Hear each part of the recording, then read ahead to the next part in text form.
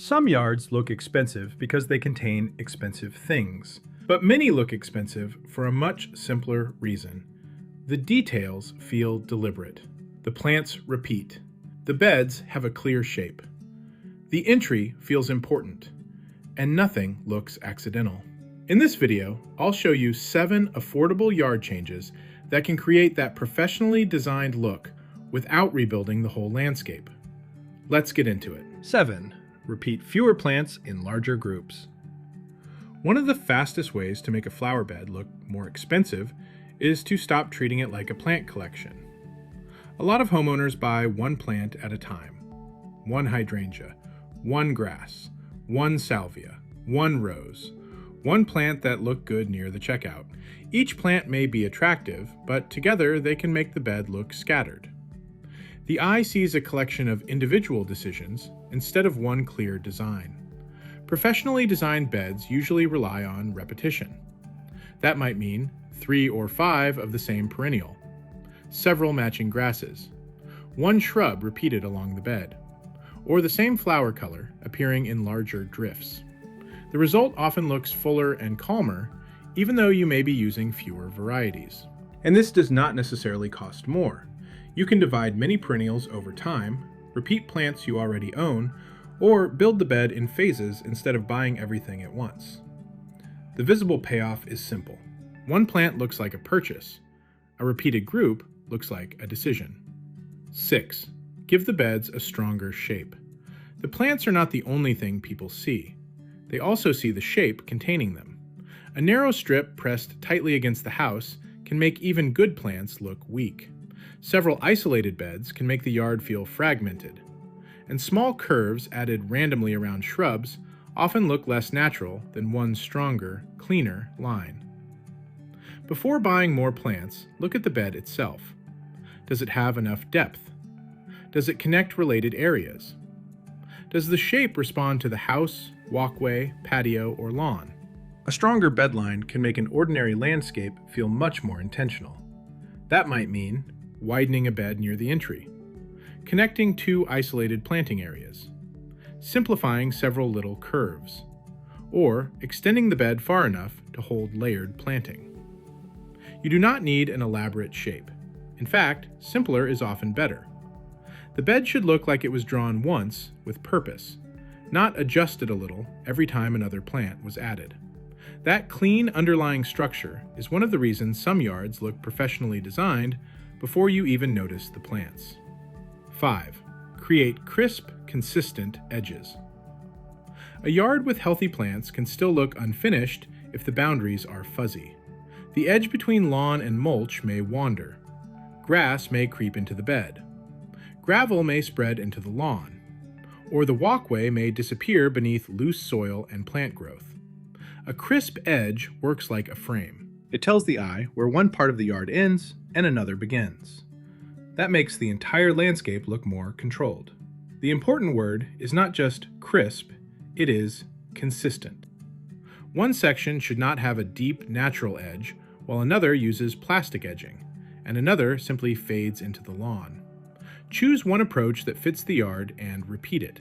That could be a clean-cut edge, metal edging, stone, brick, or a clearly defined transition between materials.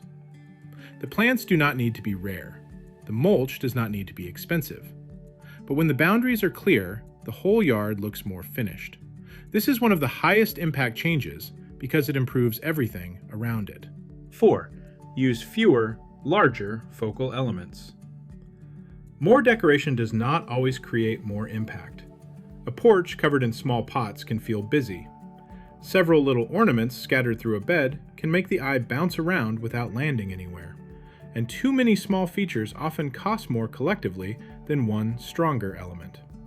Try the opposite approach. Use fewer things, but give the important ones enough scale to matter. That might mean 2 matching large containers instead of 7 small pots. 1 substantial bench instead of several tiny decorations. 1 well-placed bird bath, 1 ornamental tree, or 1 strong planter near the entry. A larger element creates a visual anchor. It tells the viewer where to look and gives the surrounding plants something to support. The key is proportion. A tiny pot beside a large porch column may disappear. A properly scaled container can make the whole entry feel more complete. This is not about buying the biggest thing you can find. It is about reducing clutter and giving the best element enough presence to do its job. 3. Repeat one color or material. A yard starts to feel expensive when separate areas seem connected. One of the simplest ways to create that connection is repetition. Choose one color, material, or finish and let it appear in more than one place. You might repeat the same flower color near the driveway and front door, the same dark planter finish on the porch and patio, the same stone around a bed and along a path, the same wood tone in a bench, planter, or screen, or the same foliage color in different parts of the yard. The items do not need to match perfectly, they just need to feel related. Without repetition, each part of the yard can feel like a separate project. With repetition, the eye begins to read the whole property as one design. This is especially useful when you are improving the yard slowly.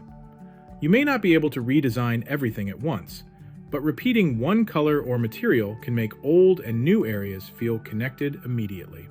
Cohesion often looks expensive because it suggests planning. In reality, it may come from repeating something you already own. 2. Make the entry the main event. A professionally designed front yard usually has a clear destination.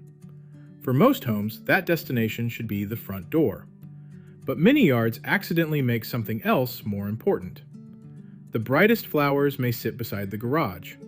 The largest shrub may dominate an empty corner. The walkway may cross the lawn without any visual support. Or several small features may compete with the entry instead of guiding attention toward it. A few simple changes can shift that emphasis. You could use a stronger plant grouping near the door, matching containers at the entry, repeated color along the walkway, gradually increasing plant height, or one small tree framing the approach. The front door does not need to become dramatic. It just needs to remain easy to find and visually important. When the entry feels clear, the entire property feels more organized. The house and yard begin to work together instead of competing for attention. And because this change often uses plants or containers you already have, it can create a major improvement without becoming a major project. 1. Refresh what you already own. The most expensive looking improvement may be the one that does not add anything new. Before buying more plants, take a hard look at what is already in the yard. A weathered fence may be dragging down the planting in front of it. Dirty paving may make a patio feel older than it is. Leaning edging, faded containers, loose gravel, and visual clutter can make the whole landscape feel tired. Clean those elements first. That might mean pressure washing a walkway or patio, restaining a fence or deck, repainting a planter, resetting a crooked border, removing broken or unused items, trimming plants away from windows and paths, or simply cleaning the area around the entry. These changes make the existing landscape easier to see. The yard often looks newer because the distractions are gone. And this is where the idea of an expensive-looking yard becomes clearer. It is not always about adding more. Sometimes it is about editing, cleaning, repeating, and giving the important details room to matter. If you are trying to figure out which changes would make the biggest difference in your own yard, the Fix My Yard workbook walks you through that process step by step. It can help you identify the weak areas, set priorities, and build a plan before spending more money. You'll find the link below. Here is a simple way to evaluate your own yard. Stand at the curb or take a photo from the street. Then ask, do the plants repeat or does everything feel separate? Do the beds have a clear shape? Are the edges consistent? Is there one strong focal point or too many small distractions? Do colors and materials connect different areas? Does the entry feel like the destination? And is the yard being held back by something that simply needs to be cleaned, repaired, or removed? You do not need to fix all 7 at once. Choose the one change that will affect the largest part of the view. That is usually where the best value is. And if you enjoy seeing these principles applied to a real property, Garden Guru members can submit their own yards for a chance to be selected for a Yard Lab redesign video.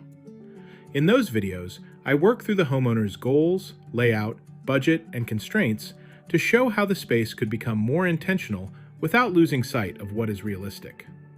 Membership and submission details are linked below. So, what have you learned? To make a yard look more professionally designed without spending a fortune, repeat fewer plants in larger groups. Give the beds a stronger shape.